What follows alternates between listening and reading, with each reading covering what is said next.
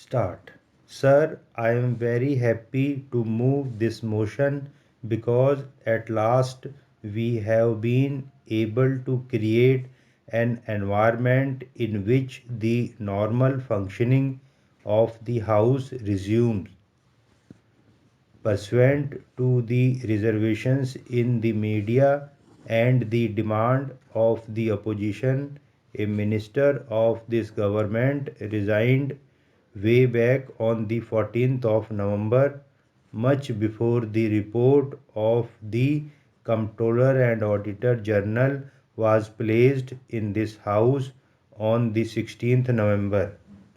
These events were preceded by the content of the report coming into the public domain, and on the basis of that, proceedings were being undertaken in the Supreme Court of India. In the context of all these things, the fact was that the government never got an opportunity at any point in time to respond to these because initially, while the matter was being publicly debated, the government did not have a copy of the report. By the time the report was placed in the House was not allowed to function.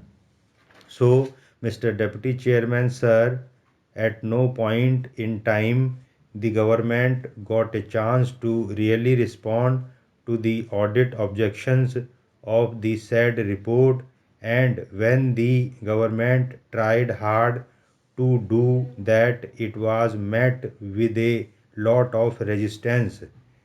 In the meantime, as you know, in accordance with procedure, after the report is placed under the instructions of the President in the House, the report is then sent to the Public Accounts Committee, and the committee also commences its sittings.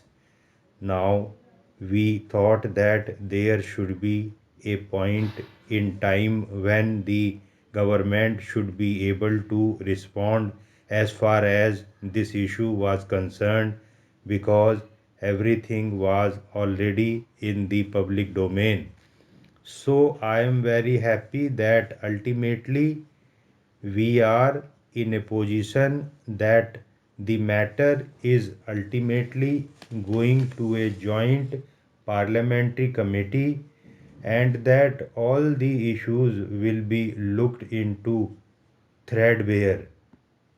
We have always thought that Parliament is the best forum for a debate, and we were wanting that debate to take place.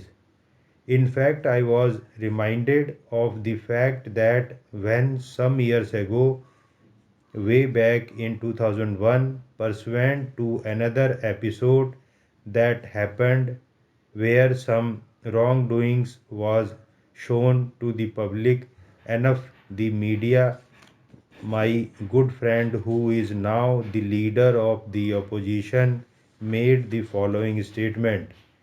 He said that disturbances in the house are totally unacceptable, and this is exactly what we had wanted.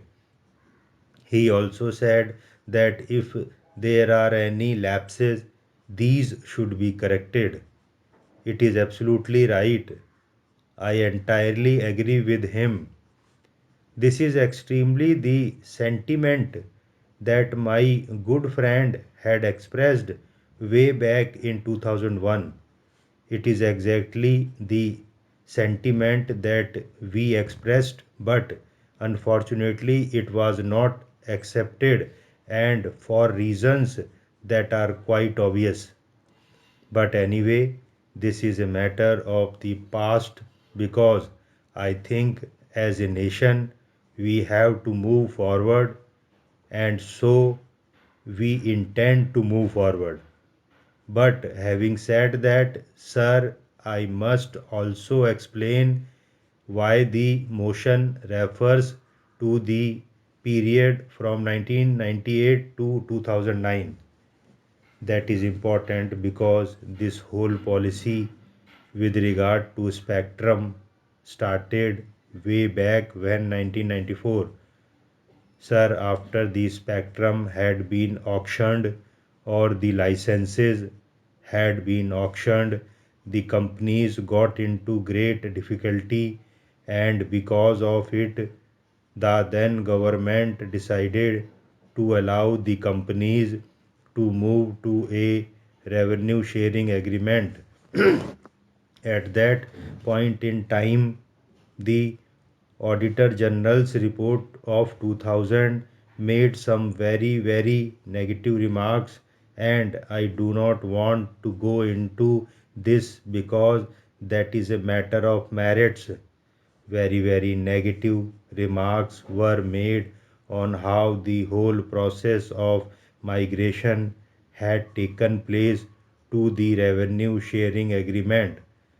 I want to go into that because that is something that is what the Joint Parliamentary Committee ultimately look at.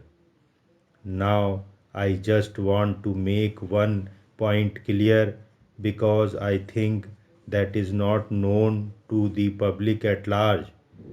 At no point in time after the revenue sharing arrangement was agreed to, no company ever paid for spectrum right from 2001 to 2009.